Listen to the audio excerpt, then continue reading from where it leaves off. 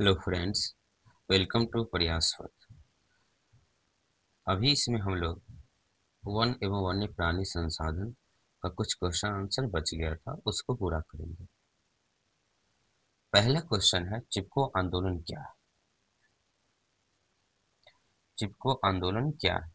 इसका आंसर हम लोग देखेंगे। चिपको आंदोलन वन संरक्षण के लिए चलाया गया आंदोलन है। यह आंदोलन 1972 ईस्वी में हुआ था।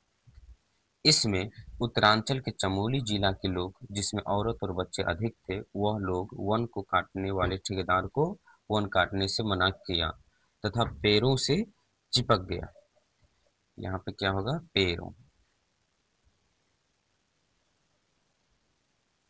पेड़ों से चिपक गए। इसके बाद पेड़ों की पेड़ों की कटाई बंद हो गई। इस आंदोलन को इसी कारण चिपको आंदोलन कहते हैं। यह आंदोलन सुंदरलाल बहुगुणा के द्वारा मुख्य रूप से चलाया गया था। नेक्स्ट क्वेश्चन है, कैंसर रोग के उपचार में वन का क्या योगदान है? वर्तमान समय में कैंसर एक बहुत ही घातक बीमारी है, जिससे बचाव के लिए टैक्सोल नामक औषधि का प्रयोग किया जाता है। यह दवा एक सदाबहार के वृक्ष के छाल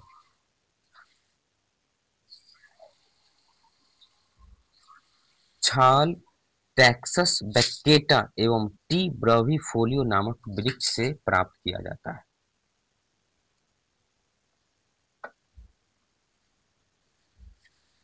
10 लुप्त होने वाले पशु पक्षियों का नाम लिखिए।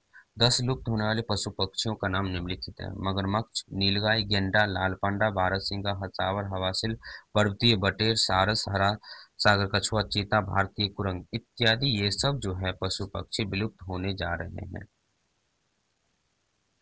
वन्य जीवों के ह्रास में प्रदूषण जनित समस्याओं को बतावे। अपनी आवश्यकता की पूर्ति के लिए मानव जाति नए नए प्रयोग कर रहा है, जिसके कारण वातावरण में प्रदूषण की समस्या बढ़ती जा रही है, जिसका सीधा असर वन एवं वन्य जीवों पर पड़ रहा है, जिसके कारण इनका काफी नुकसान पहुंच रहा है। इतना लिख देंगे, आंसर हो जाएगा। नेक्स्ट है, भारत के 2 प्रमुख जैवमंडल क्षेत्र का नाम, क्षेत्रफल एवं राज्यों का नाम बताएं। भारत के 2 प्रमुख जैवमंडल क्षेत्र का नाम, क्षेत्रफल और राज्य निम्नलिखित है। पहला, नीलगिरी। इस जैवमंडल इस इस जैवमंडल क्षेत्र का कुल क्षेत्रफल 5520 वर्ग किलोमीटर है, जो तमिलनाडु, केरल, कर्नाटक राज्यों में अवस्थित है। दूसरा है नंदा देवी। इस जैवमंडल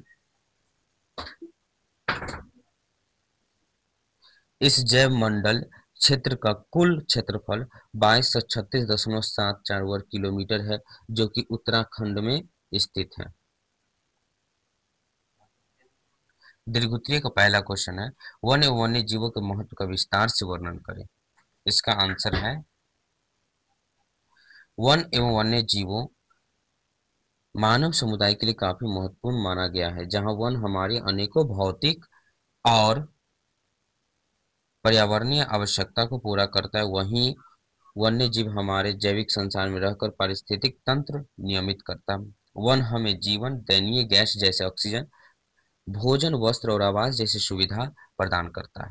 इसके अलावे भी वन एवं वन्य जीवों का महत्व मानव जीवन के लिए काफी महत्वपूर्ण है। निम्नलिखित रूप में है ये।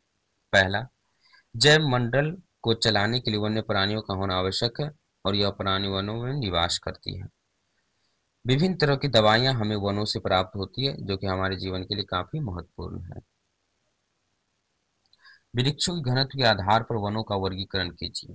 पहला, अत्यंत सघन वन, इसके बारे में लिख देंगे, हम लिखा चुके हैं, आप लोगों को लिख लीजिएगा।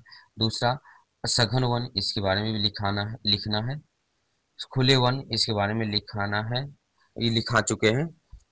झाड़ियां व अन्य वन के बारे में, तटीय वन के वन, ये पांचों के बारे में लिखना है। यह सभी वन के बारे में डिटेल्स लिख देंगे, हो जाएगा आंसर। मतलब ये हम ये बोले हैं। जैव विविधता क्या है? यह मानव जीवन के लिए क्यों महत्वपूर्ण है? जैव विविधता अर्थात प्राकृतिक वातावरण, पादप और जीव जंतुओं का अलग अलग रूप जैव विविधता कहलाता है। जैव विविधता के मामले में भारत को अग्रणी देश माना जाता है। वैसे तो जैव विविधता के संदर्भ में हमारा ज्ञान बहुत कम है, लेकिन इसके महत्व से इनकार नहीं किया जा सकता है जो निम्नलिखित है। मतलब क्या, इसका महत्व हमारे लिए बहुत इम्पोर्टेंट है।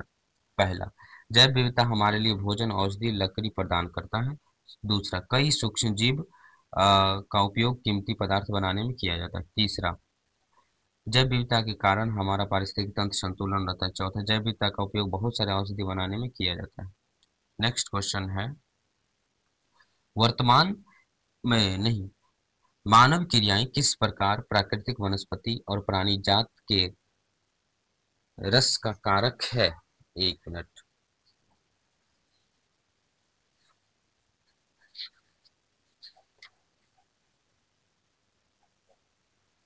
मानव क्रियाएं किस प्रकार,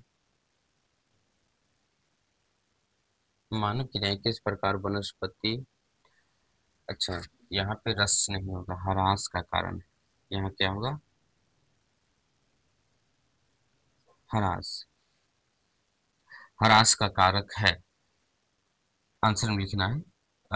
वर्तमान समय में वन एवं वन्यजीव मानव जीवन के लिए काफी महत्वपूर्ण है। धीरे धीरे यह समाप्त होता जा रहा है, जिसकी प्रमुख कारण निम्नलिखित है। पहला, बढ़ती जनसंख्या, इसके बारे में लिख देंगे। और दूसरा, प्रदूषण, इसके बारे में लिख देंगे।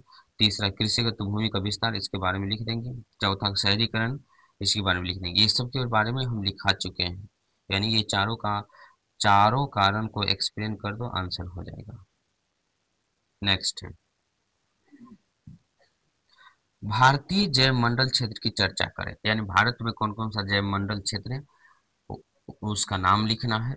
वो कितना क्षेत्रफल पर फैला हुआ है, उसका एरिया लिखना है। और ये कौन कौन से राज्य में और कहाँ किस किस क्षेत्र में फैला हुआ है, उसका नाम लिख देंगे। तो इसका सीधा सा आंसर आप चार्ट के माध्यम से भी दे सकते हैं, चार्ट के माध्यम से भी दे सकते हैं।